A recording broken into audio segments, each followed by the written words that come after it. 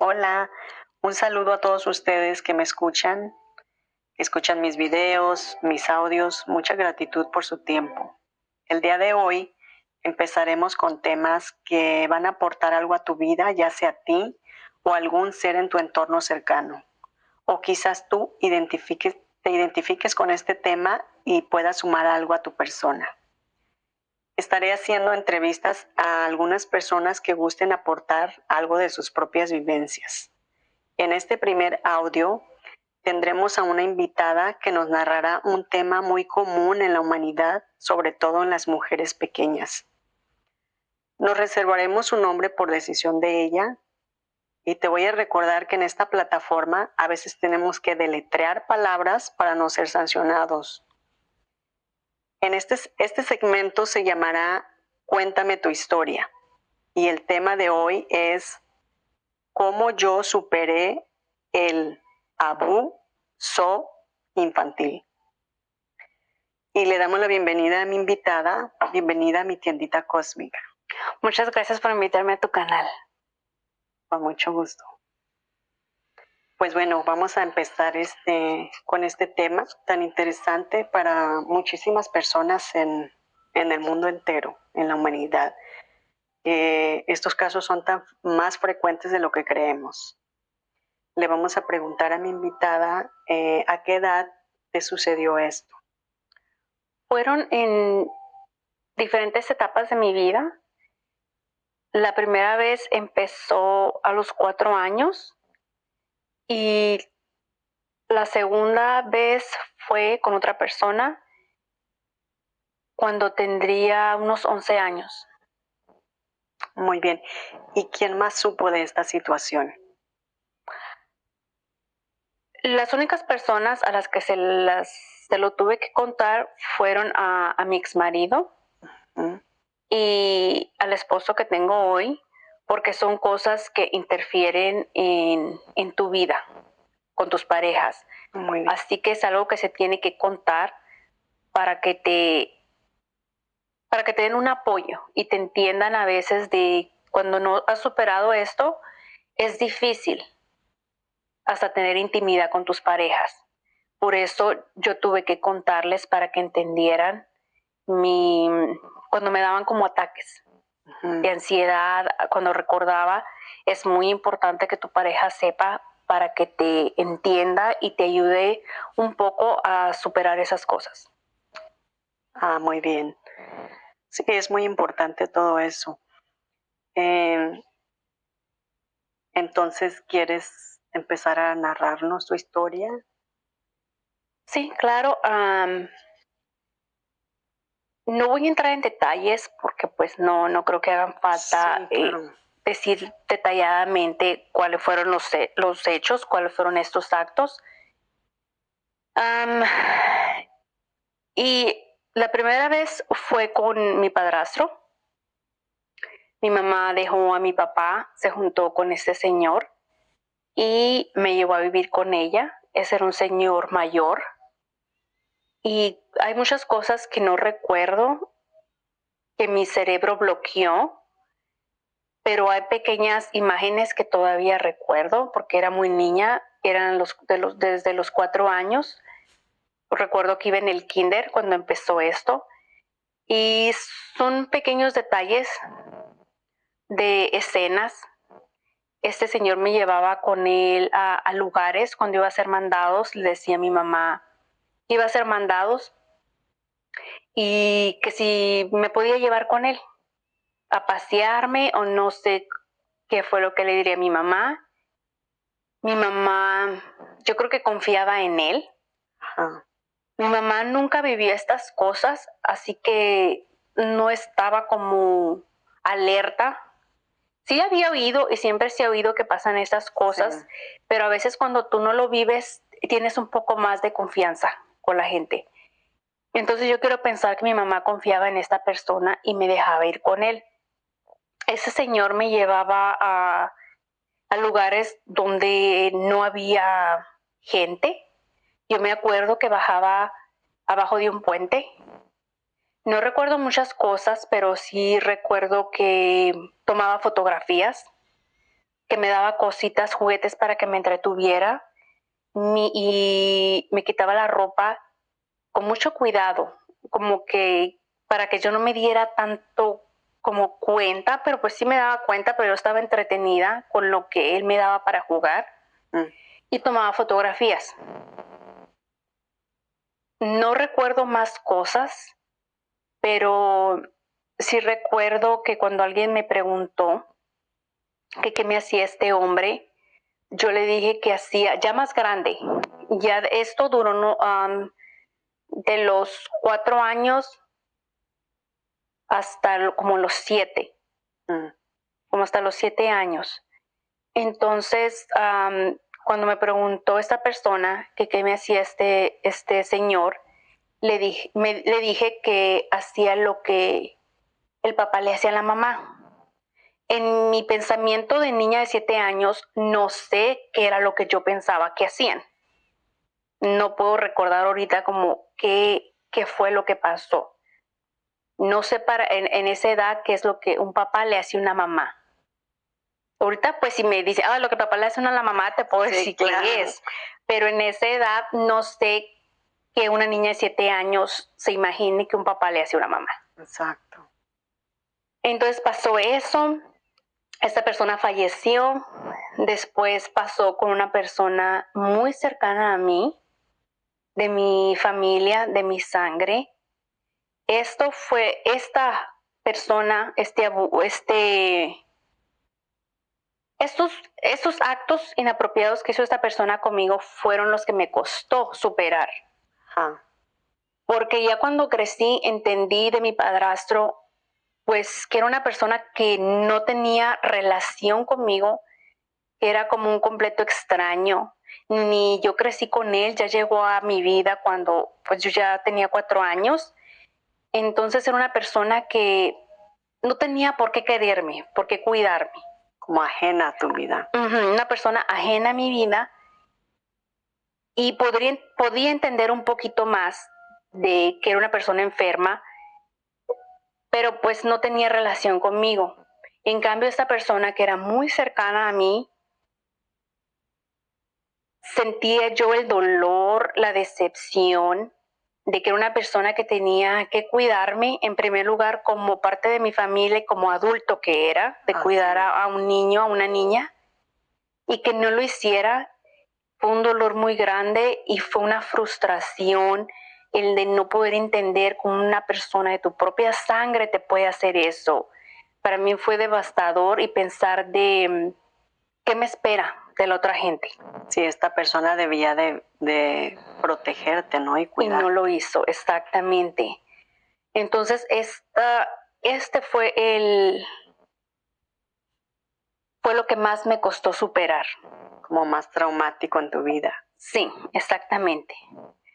Gracias a Dios no tengo recuerdos de dolor físico, solo como de los actos, imágenes, cosas, el contacto, las manos, otras partes del cuerpo, pero no dolor físico. Yo no recuerdo del dolor físico, pero sí me causó mucho dolor emocional. A veces creo que el dolor físico pasa, pero el dolor emocional, mental, siempre se queda ahí y es muy difícil de superar. Sí, pues sobre todo como tú dices, con una persona pues de tu familia tan cercana a ti, donde tú esperas pues esa protección y pues es defraudarte completamente. Así es. Pues sí, es algo que sucede más de lo que creemos. O sea, esto pasa normalmente más con seres de tu familia, más que ajenos a ti.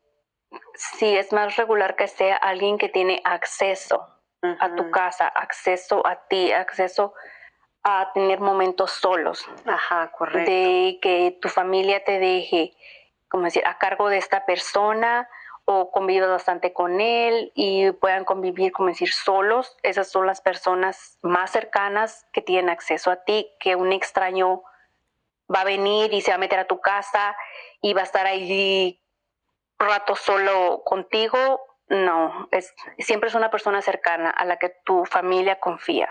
Sí, es verdad. Totalmente de acuerdo en eso.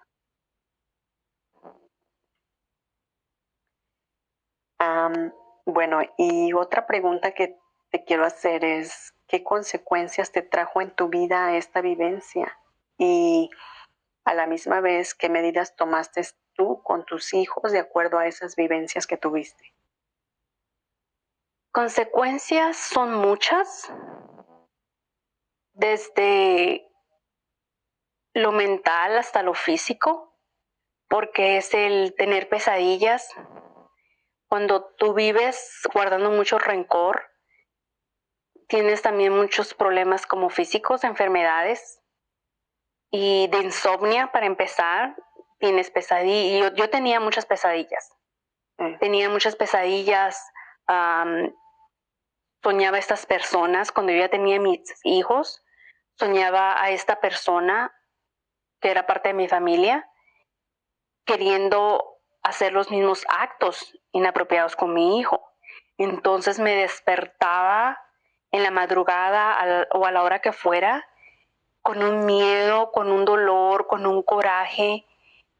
Y a veces, si me despertaba a medianoche y no miraba a mi esposo en la cama junto conmigo, me exaltaba y era un miedo horrible, y me levantaba a ver dónde estaba, qué es lo que estaba haciendo, porque yo pensaba que a lo mejor ya fue está abusando, está haciendo estos actos con mi hijo, esto, lo otro. Entonces era un miedo. Y me levantaba y no, él estaba abajo en la cocina tomando agua. Y yo ya toda nerviosa, queriendo hasta llorar.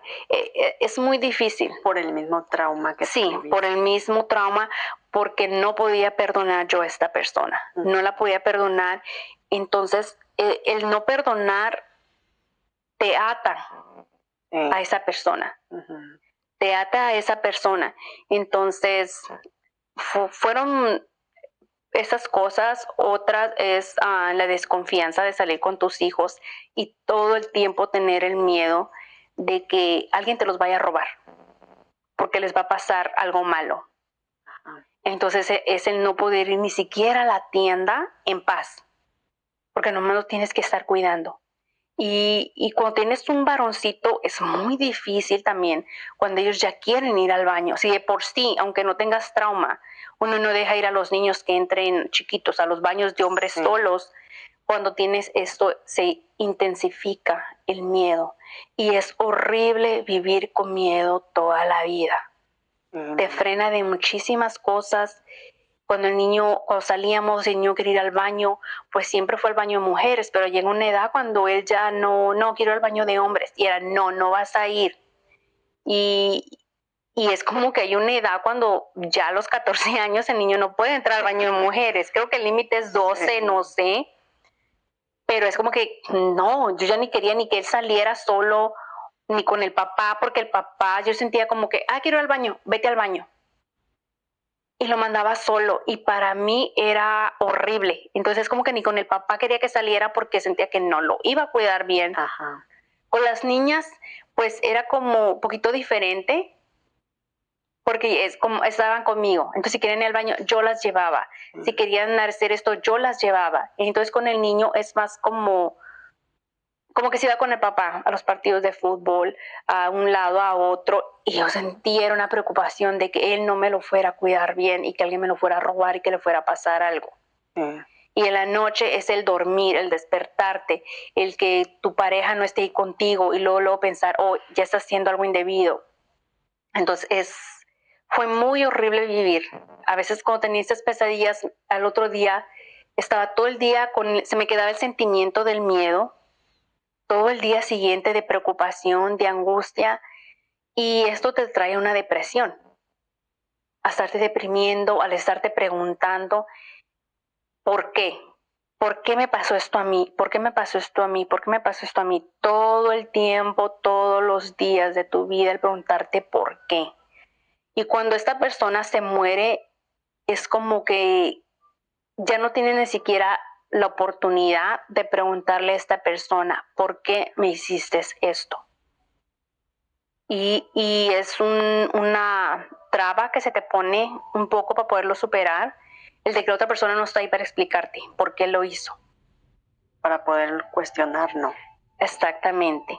Que al final no necesitas entender el por qué esa persona hizo eso. Pues sí. Porque pueden ser muchísimas cosas. Entendí que esa gente son personas enfermas de la cabeza, que no están bien, que algo les alteró el cerebro, no sé, pero... O pues ya traen una mala información desde sus ancestros. Exactamente. Que nunca lograron trabajar para entender el daño que estaban haciendo. Exactamente, pero si te quedas a esperar la respuesta del por qué, jamás va a superar uno muchísimas cosas en la vida, porque hay cosas que ya no puedes tener la respuesta, ya no te la van a dar. Sí, es verdad. Entonces, esas son unas de las consecuencias, el no vivir en paz y el ni siquiera dormir en paz. Pues sí, es algo muy serio. ¿Y cómo has logrado superarlo al día de hoy? ¿Cómo te sientes contigo misma? Ahorita me siento tranquila. Me tardé más de 30 años en superarlo. Porque no empecé a trabajar en superarlo luego. Me casé, tuve mis hijos, pero nunca empecé, como decía, a esa edad, no empezaba a trabajar. En esa situación. En esa situación no lo superaba. Lo quería superar, pero no hacía nada. Porque necesitas herramientas para poder superarlo. Necesitas una guía. Necesitas ya sea una guía espiritual, una guía, se diría como profesional de un psicólogo. Ajá. Porque a veces los psicólogos no están muy apegados a lo espiritual, son más de libros, más de técnicas. Ajá. Que también te pueden ayudar. Sí. Eso depende de tus creencias. Siempre va a haber alguien que depende de tus creencias te va a ayudar. Sí. Si es del lado religioso, te puede ayudar el platicar con un sacerdote. Te pueden dar, no sé qué consejos te puedan dar. La mayoría de veces no te dan muchos consejos un sacerdote porque es más como basado como en la Biblia. Pero hay gente de las religiones que se dedica a dar terapias. Sí, y en general creo que todas las religiones tienen a un guía que te puede como pues dar como una terapia o ayudarte. Consejeros. Un consejero. Ajá, si todas las religiones, sean sí, de la religión cristiana, de la religión católica, la que sea, tienen consejeros. Sí. Que si tú te sientes más a gusto puedes ir con ellos. Si no, están también, como decir, los psicólogos. Ajá. Correcto. O están los guías espirituales, como tú que me ayudaste con este tema. Y es nomás querer hacerlo. Sí, decidirte, ¿no? A dar el paso. A dar el paso, porque a veces es muy difícil y a uno piensa que lo puede superar uno solo. Pero no necesariamente. Es muy complicado superarlo tú solo.